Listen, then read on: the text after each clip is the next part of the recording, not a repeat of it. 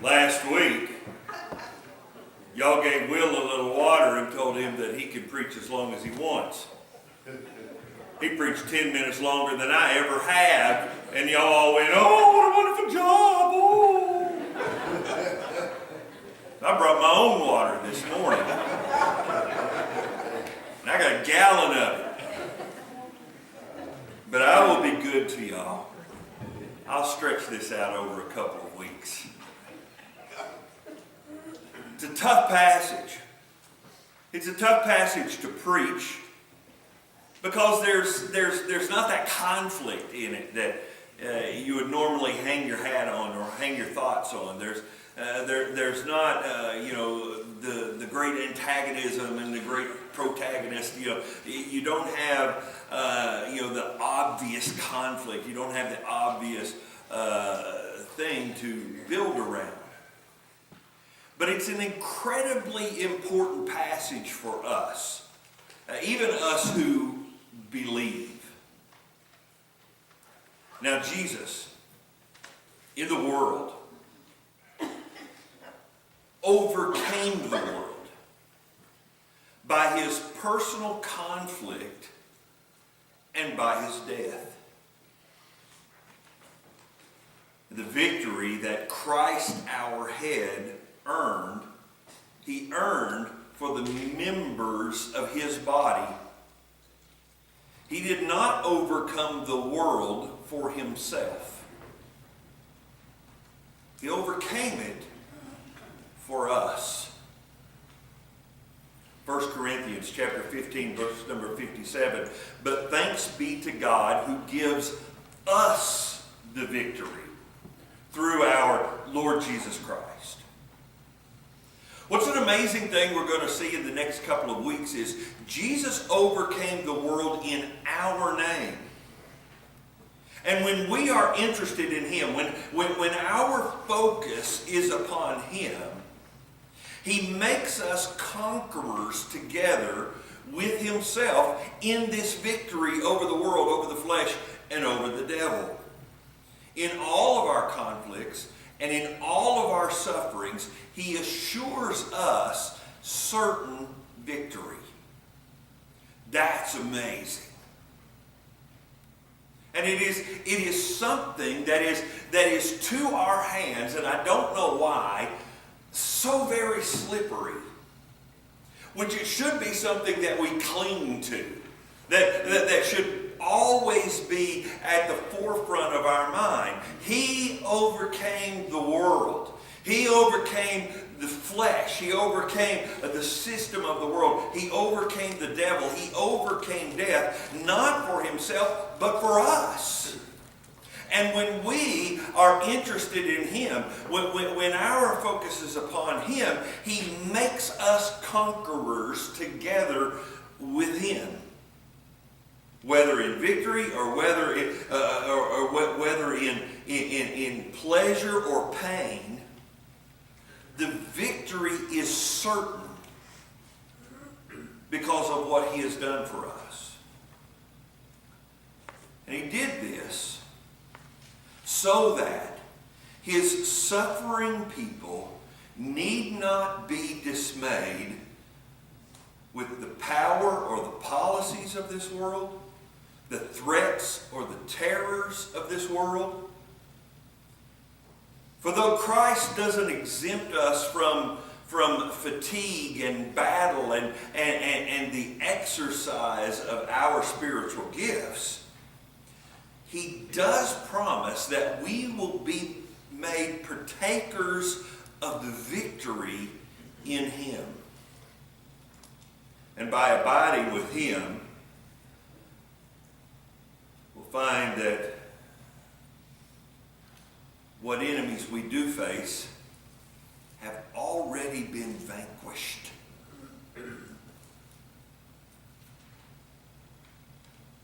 I love at the very end of his earthly ministry, when he has conquered every temptation that can be thrown at him, every hatred, every vile expression of man against himself, and he is ready to climb upon that tree and in substitutionary atonement give his life that I might live and never die.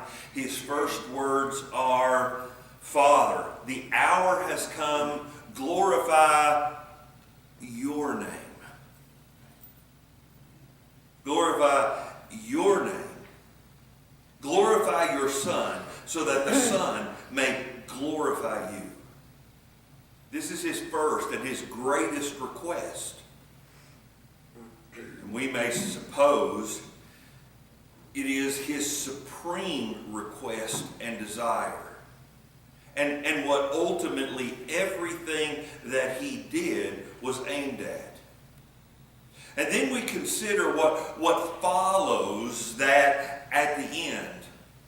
All the rest he said in that prayer in John chapter 17, he then applies to and for us, that we might have the victory in the world, that we might glorify the Father, that we might be untouched by the world. And though we die, we will still be victors as Christ, as God, gives us his resurrection from the dead. We can withstand the blows of the enemy, be it cancer or be it Congress, right? Be it difficulties or be it the dogs in this world.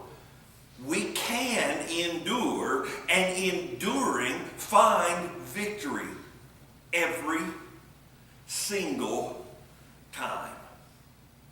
Peace leave I with you. My peace give I unto you. He's not talking about, just general peace in the abstract. What he's saying is, I lived a life that left me in absolute perfect peace with the Father. There is nothing that the Father has against me. There is nothing that I have ever done to dissatisfy the Father. In fact, everything that I've done has satisfied the Father. I'm at perfect peace with him. Now I give you that peace. I give you that peace with the Father. So whatever you ask in my name, I'll what? He'll do it. Whatever you ask in my name, the Father shall do it. Because we have that great peace. On the whole, I think it's pretty manifest in the life of Christ that he sought the glory of God as the first and the last end. And he is telling us, this is how life works. Live not for the things in the world. While we may need them to live, do not live for the things in the world. Live for the glory of the eternal Father. That's then how life works here. And not just works toward a guaranteed victory. Now, all of that's introduction for the next couple of weeks. But I want you to see something. There is a literary key that John gives you throughout his whole gospel to help you understand not only the mission of Christ, but the great promises and the great wonders of what he has done for us. You remember that he begins his ministry in John chapter 2 at the wedding of Cana. And you remember he gets there at Cana and things at that wedding seem to be falling apart. And his mother comes up to him and starts to boss him around. Son, fix this. And he says in John chapter 3, when the wine ran out, Jesus' mother said to him, they have no wine. And Jesus said to her, woman, what does this have to do with me? My hour has not yet come. In John chapter 8, the passage that we jumped to a few weeks ago, and the attempted stoning of the woman caught in adultery. These words spoke Jesus in the treasury, right in the middle of the temple, as he taught in the temple, but no one arrested him because his hour had not yet come. John uses this phrase throughout the book to give us an understanding of what Jesus' mission was, is, and always will be. My hour has not yet come. My hour has not yet come. My hour has not yet come. I just picked two examples of the 11 in this book. One where they're asking him to do something wonderful, and one where they're trying to arrest him, but it's not time. My hour has not yet come. My hour has not yet come. Now, with that big picture of the victory guaranteed in Christ, and then that smaller picture of the hour has not yet come, let us approach this difficult passage in John chapter number 7. John 7, verse 1. Again, this Jesus went about in Galilee. He would not go about in Judea because the Jews were seeking to kill him. Now the Jews' feast of booths was at hand. So his brothers, now not brothers in the way that me and Ray Bailey and Bill Martin are brothers, but blood brothers. So his brothers said to him, "Leave here and go to Judea, that your disciples may also see the wonderful works you are doing. For no one works in secret if he seeks to be known openly. If you do these things, show yourself in the world," or to the world. For even his brothers did not believe in him. Jesus said to them, "My time has not yet come, but your time is always here. The world cannot hate you, but it hates me because I testify about it that its works are evil. You go up to the feast. I am not going up to this feast, for my time has not yet fully come." And after saying this, he remained in Galilee. His hour has not come. His hour has not come. But after his brothers had gone to the feast, he also went up, not publicly, but in private. The Jews were looking for him at the feast to say, "Where is he?" And there was much muttering about him among the people, while some said, "He is a good man." Others said, "He's a deceiver.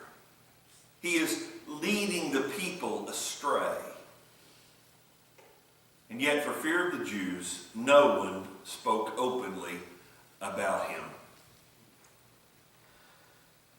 Like I say, I had a really hard time with this passage because there's not the obvious things that I normally build a sermon around.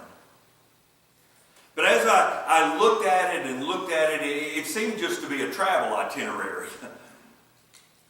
But as I looked at it and looked at it and looked at it, the passage troubled me more and more and more. Even his brothers did not believe in him. There's always been something that I have struggled with understanding. Not struggled with its truth, not struggled with faith or anything like that, but trouble with understanding. Why don't Jesus' brothers believe in him when they had all of the advantages in the world? I mean, they had the very mother and the surrogate father of Christ to tell them the story of the wonderful birth of Christ, of the angels who descended from heaven onto the plains outside of Bethlehem, to bring the glory of God out of that small little square room in the temple, openly on the plains to anyone, to the shepherds, and then the shepherds were to go tell everyone else. that Jesus was born of a virgin. He was born by the will of God and the declaration of not one angel but two angels who came and told of the wondrous birth of Christ. How, with all of those advantages, with that mom and that dad and that story in their past, why didn't that make more of an impact? I always wondered why, after the birth of Christ, that the birth of Christ is not spoken again in the Gospels. You'd think somebody would have said, hey, you remember when all those angels showed up? You remember when those students of Isaiah came? Not Isaiah, Jeremiah came, right? And not Jeremiah, Daniel. I'll get it right in a minute. When those students of Daniel came and proclaimed him to be the king of the Jews, not by popular vote or not by procured power, but by the will of God. And none of that, though, is spoken again. And even Jesus' brothers, despite all of that, do not believe in him. Why? I think sometimes, even we who are Christians, have a hard time believing some of the things in the Bible because they sound to our human ears too good to be true. And sometimes the too good to be true is dismissed by us because our hearts are pessimistic. Our minds are pessimistic. We almost expect the difficulty to overwhelm us and to overtake us. And while there are some people who love to be miserable all the time, all of us love to be miserable some of the times. We like, as my mama used to call, poor-mouthing. And the promises that are given at his birth, a Savior, Christ the Lord, who will restore fathers to sons and sons to fathers and bring peace on earth. Man, that just sounds too wonderful. And the too wonderful sometimes we just dismiss. God will not put on us more than we can bear, but with the temptation will always give us a way of escape. We love quoting that to other people. But when it comes to us, we think that promise is just a little bit too good to be true. And we find ourselves under the weight of those difficulties rather than looking for that way of escape. Listen, why is it dismissed or not dismissed? Why is the birth of Christ not mentioned again? Because the birth of Christ is awesome. But the death of Christ is transforming. The brothers knew all about the birth, but they still didn't what?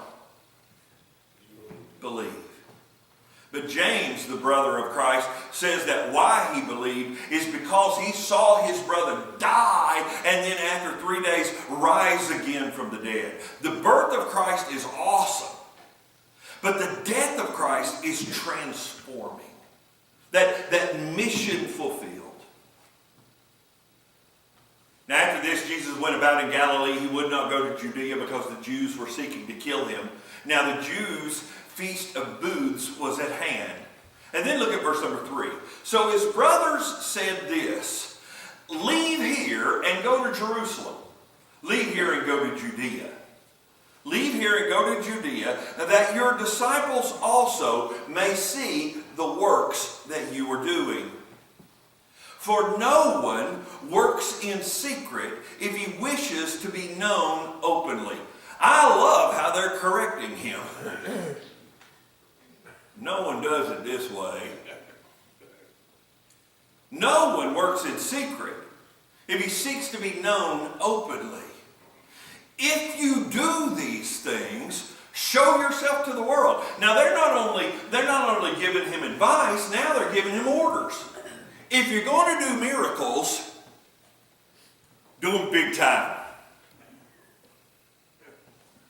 You know, let's get some sparklers and some of those big lights that shine up in the sky, and one of those things that does this. Oh, that hurts. Oh, Will, come do that for me. Okay. I kind of hope Facebook's not working right now after that. But do it big time, right? Jesus' brothers say, go show yourself to the world. Do it openly. All this backwoods stuff kind of looks sneaky. You see, they're coming really, really close to even convicting Christ. You see, at the first part of verse number 4, they say, here's some general knowledge. No one works in secret if he wishes to be known openly. Then they give him an order. If you do these things, show yourself to the world. It's almost as if they are saying, what you are doing, the way you're doing it, doesn't matter. And it almost looks like a little underhanded, or people will just completely dismiss you. And then verse 5, one of those most troubling texts, maybe one of the saddest verses in all of the New Testament. For even his brothers did not believe in him. You see, the brothers say, show yourself openly. And when he's not going to do it, they don't believe in him. This verse 5 is not part of the itinerary. It's not part of the conversation. It's a parenthetical put in by John, right? Even his brothers did not believe in him. After chapter 6 in the bread of life discourse, so many of his disciples were leaving him. Now I want you to understand something. John's gospel, very little of it deals with the first part of Jesus' ministry. Almost the whole of this gospel deals with just about a month and a half, even a week in the life of Christ. By this time, you're almost at the end of Jesus' ministry. And after that bread of life discourse, so many are leaving, and as he's approaching the end of his life, his brothers say, go down to Jerusalem and put on a show, man. Now, at the beginning of this passage, his brothers didn't seem to be unbelievers, right? They believed he could do miracles. They believe he can do these wondrous things. They know he can do them. I mean, they're wanting him to go in Jerusalem and proclaim he's going to do them and then do them. They don't seem to be unbelievers. But when you look at their actions, they are acting as if they are his appointed managers of a popular campaign. Seemed to be a family trait, right? I mean, his mom bossed him around at the beginning, right? His mother, Cana, says, hey, fix this.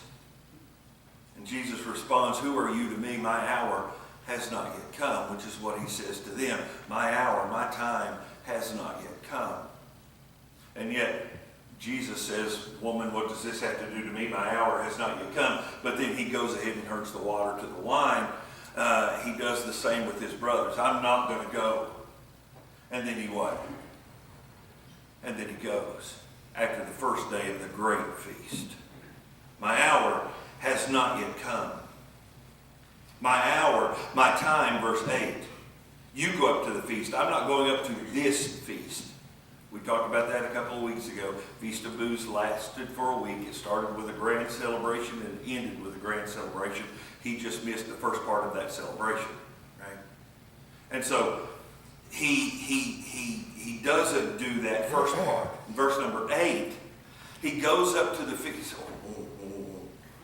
In verse number 8, he goes to the feast. He says, verse number 8, you go up to the feast. I am not going up to this feast, for my time has not fully come. It is a troubling text because his brothers have no clue what is going on. His brothers do not understand his mission. They do not understand what he is doing. They do not understand his timing. They do not understand his ministry.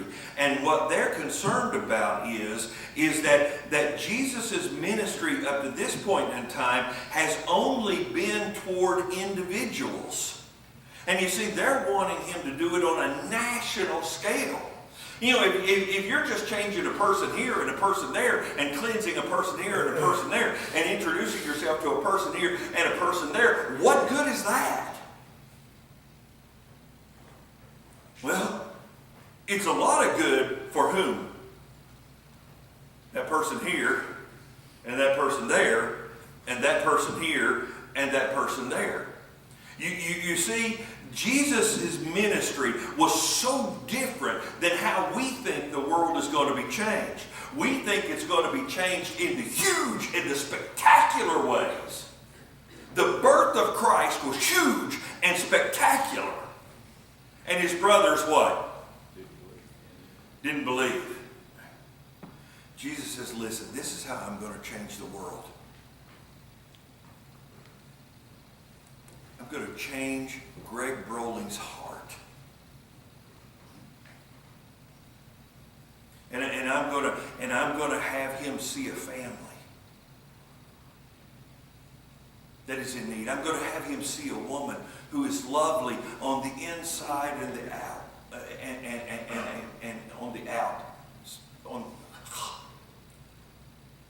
I'm going to have him see a lovely woman in every capacity.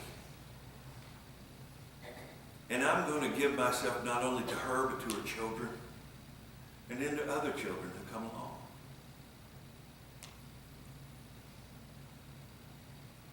I'm going to change the world that way.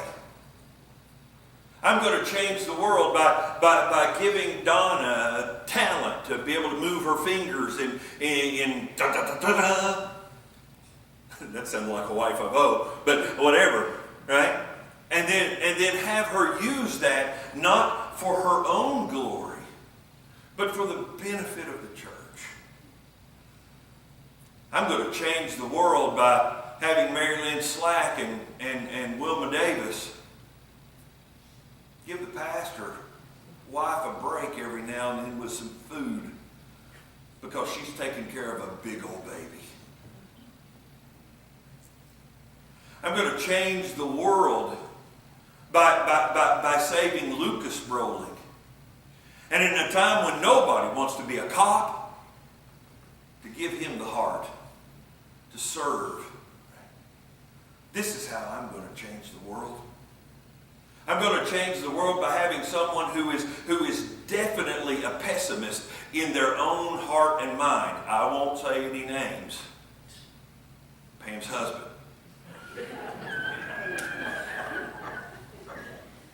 And give him peace and joy and a power that no man has yet displayed on his own to overcome his own inadequacies. Now I'm talking about myself. And to be something else. I mean, this is amazing stuff when we look at it. But we also sometimes fall into that trap, right? We want him to do the big. What is bigger than him redeeming me and making me valuable?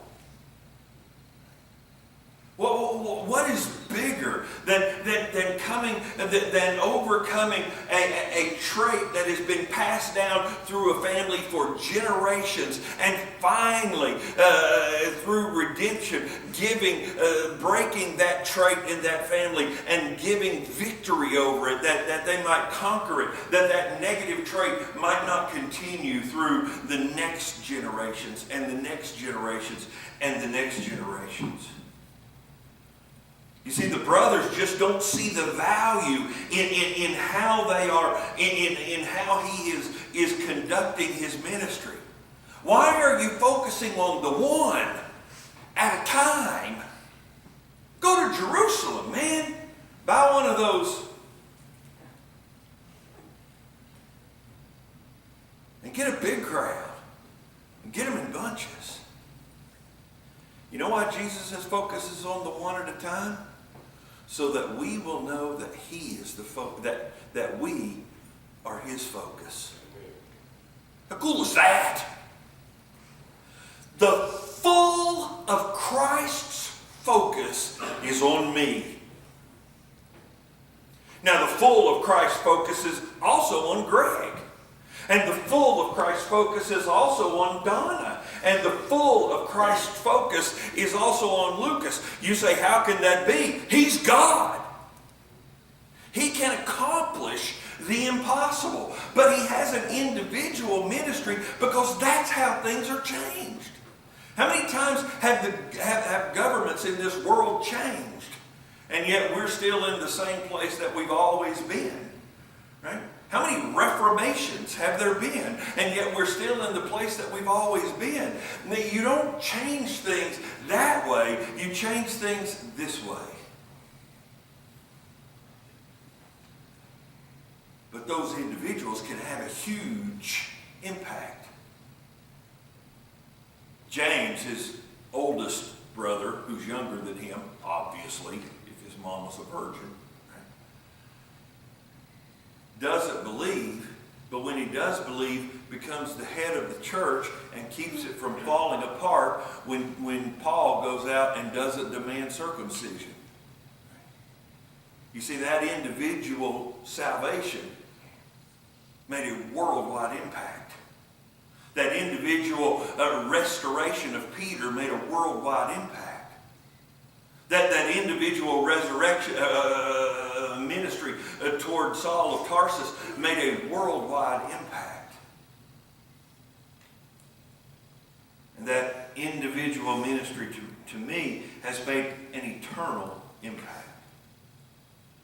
This is sad to me because these are the people who are the closest to him.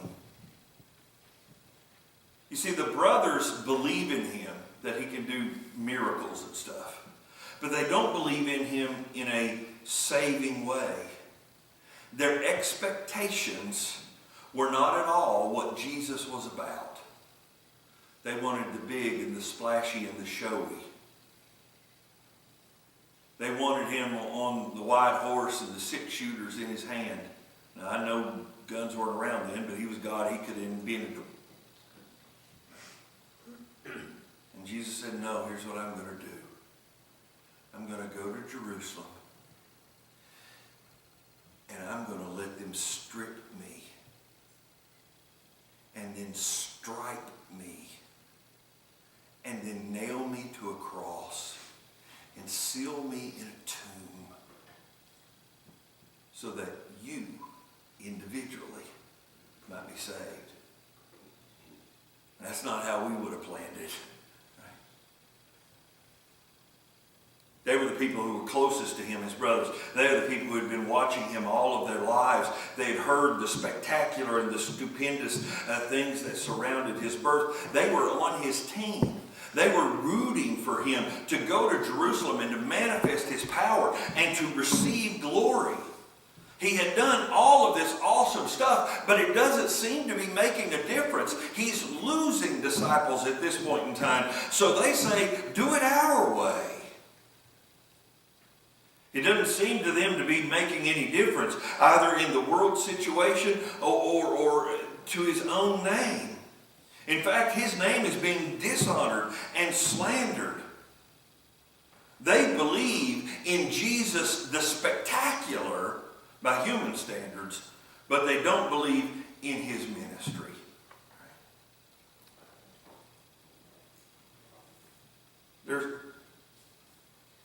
When people come to me with the deepest questions of life, am I saved? What is my relationship with God at this moment? There's always three questions that I ask them. They're not up here. Do you love Jesus perfectly? If someone comes to me and they say, Bill, I don't know if I'm saved. I don't know if I am in proper relationship with him. First question I ask them is, do you love Jesus perfectly? What would your answer to that be? What would your answer to that be? No. You know, it's kind of sad when you do that and your cheeks go like that for 3 seconds after you stop shaking. Sounds like a sermon on gluttony's due. No, we don't love him perfectly. Well, do you love Jesus? Second question. Do you love Jesus as much as you ought to love Jesus? Well, no, because you should love him what? Perfectly. Perfectly. So then the third question I ask is, do you love him at all? And if they say yes, I say, well, that can't happen by human standards. No man in and of himself would love Christ. The only way we can love Christ is if God has done a work on our hearts by faith. But there's a caveat to that third question. Do you love Jesus? And what I mean by that is, do you love the biblical Jesus? Not the one in your own heart, not the one in your own mind, not the one that terrible theologians have invented. Do you love the one that is presented to us in the Scriptures? Not the existential example, not the ethical teacher, not the spirit of liberation, not the giver of candy and gifts to people who get the incantation correctly. Do you love Jesus? Do you love the biblical Jesus? The one who came in humble humility, giving all that he had, even his life for others. The one who says, I am not here to make your life better. I am here to make you better at life. You see, most people want that first Jesus. Hey, I promise to come and make your life better. You'll never have any problems whatsoever. Bill, you say you're fat and that's making your knees hurt worse than they normally are. God, make me skinny. Would that make my life better? Yes. It would make Vicky's life better too. She wouldn't have to try to pull up a beached whale. We would save hundreds of dollars on food costs. But Jesus never promised to make our lives better on earth in that temporal sense. What he promised was, I'll make you better at life and in life, regardless of what comes against you. If you were to ask Jesus' brothers, do you love Jesus? What do you think they would have said? Yes. There's brothers. But John says of them, they do not believe. You see, because his brothers would have said, yes, of course, but we just can't get him to do what we want him to do. That's not the biblical Jesus. The biblical Jesus has come with a plan to, in humility, give himself to die that we might live not so much in the lap of luxury, but that we might live in such a way to reveal God as light in a world of darkness. Through the full of the human condition. Some of us who are Christians will go through life with hardly any problems. We'll have money. We'll have whatever, because that's part of the human condition. But some of us as Christians will go through life And we may have great difficulty physically. Some of us may have great difficulty familially. Some of us may have great difficulty at our jobs. Some of us may have great difficulty wherever. You see, in the full of the human spectrum, He has called us to be light. So that anybody who is in any situation can have a light to which they can look at and go, there is someone who has helped someone like me. Not just help them, but transformed them. Give them joy in the midst of sorrow.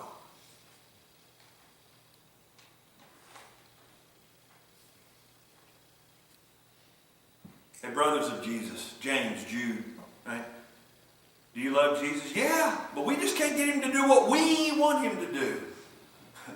Lords don't obey their servants. Servants obey what? Their lords. Listen, this is a question we must continually ask ourselves. Do I believe in the biblical Jesus? Not the one of my own making, but the one who presents Himself here. Is it that Jesus that I'm following right now? Listen, the reason that I'm standing here this morning is Jesus. And the reason I hope that you are sitting here this morning is Jesus. The Jesus who cloaks His glory in humiliation. The Jesus who exchanges the glory He had in the beginning with the Father for the disgrace of the cross. The Jesus who is despised and rejected of men, but the Jesus who took His place on the cross to defeat all enemies, to turn men's derision against Him, to faith in Him, and still receive them as sons, as brothers, as saved. What kind of expectations do you come to Jesus with?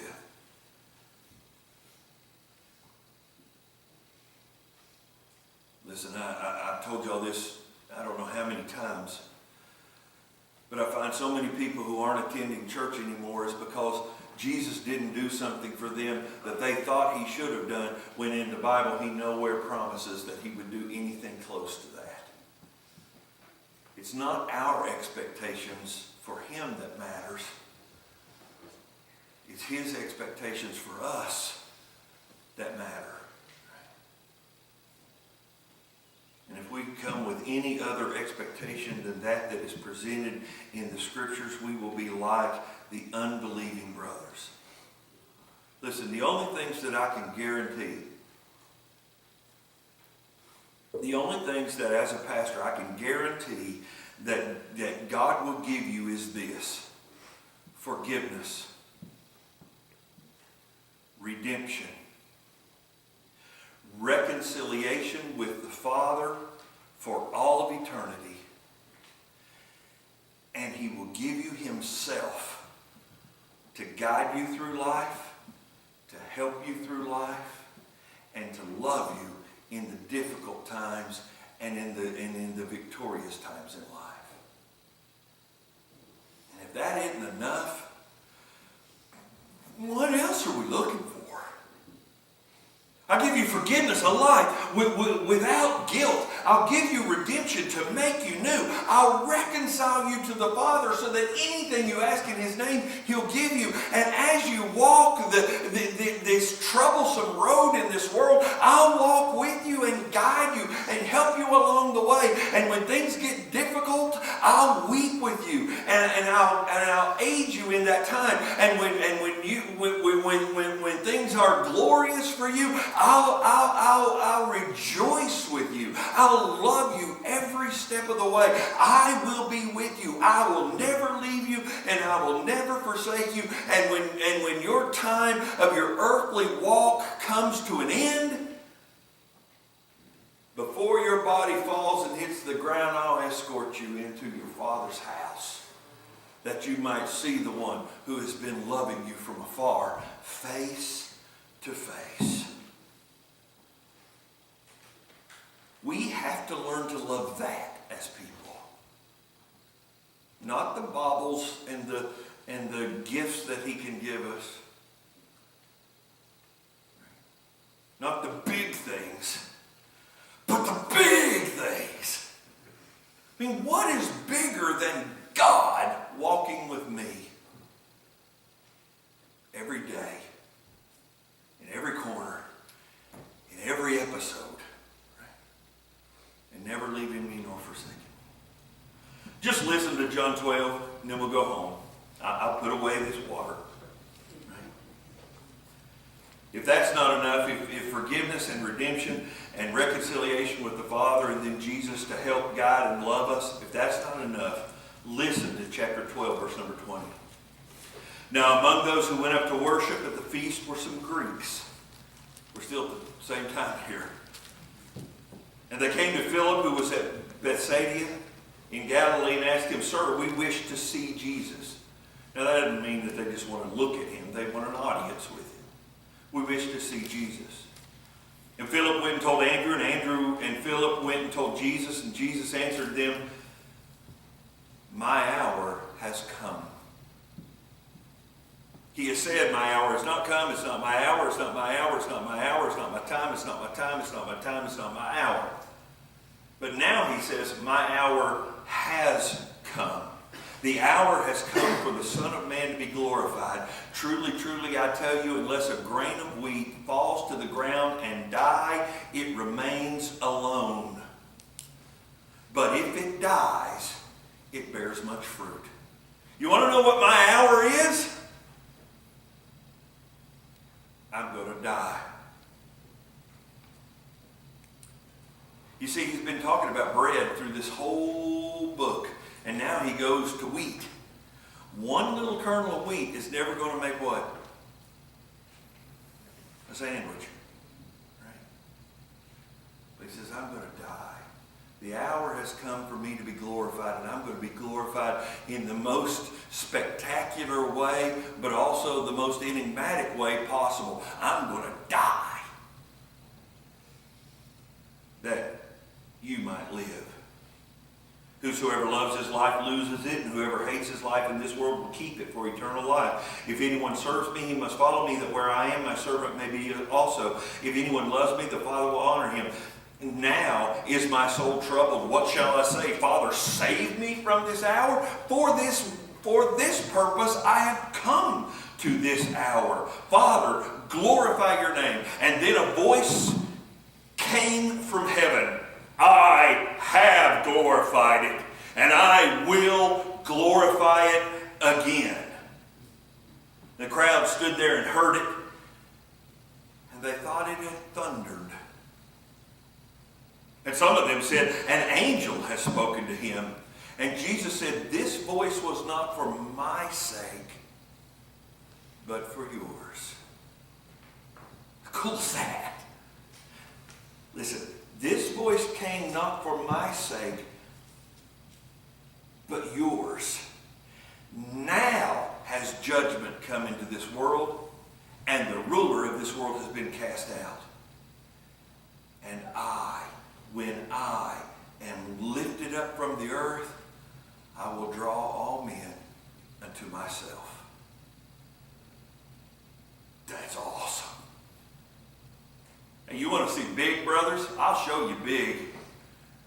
When they lift me up from the earth, even a crusty old centurion who took pleasure in mocking me, who took pleasure in putting a purple robe around my shoulders, who took pleasure in smashing a crown of thorns on my head, a man who has ministered the injustice of Rome with a sword and a shield and a fist.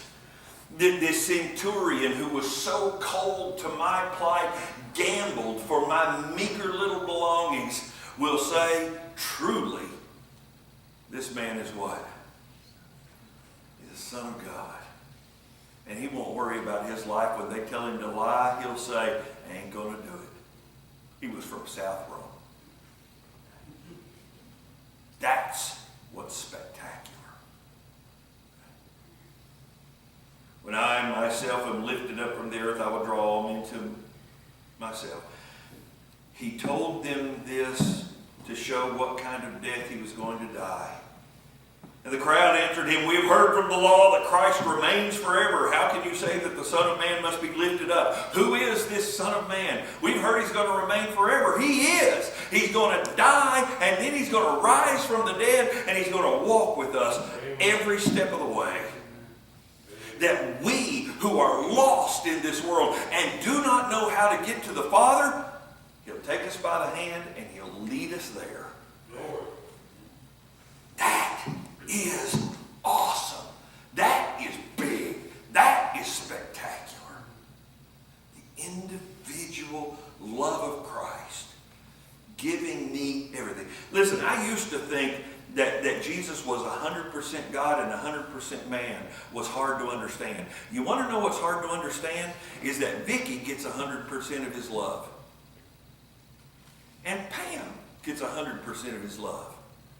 And Allison gets 100% of his love.